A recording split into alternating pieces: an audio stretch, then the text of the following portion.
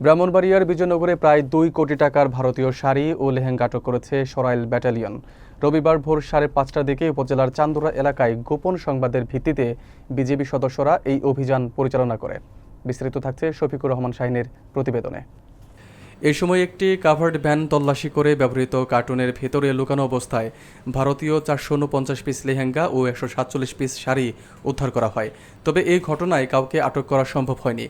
BGB সূত্র জানায়, আটককৃত কাপড়ের আনুমানিক বাজার মূল্য প্রায় ২,১৩,৭০,০০০ টাকা। জব্দকৃত কাপড়গুলো পরবর্তীতে প্রয়োজনীয় আইনানুগ ব্যবস্থা গ্রহণের জন্য আখাউড়া কাস্টমস অফিসে জমা দেওয়া হয়েছে।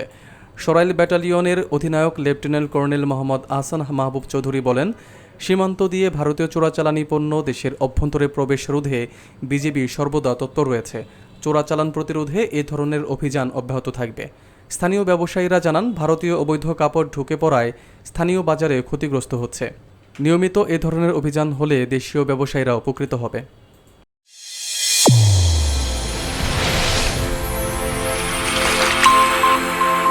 চ্যানেল A1 হৃদয়ের স্পন্দন।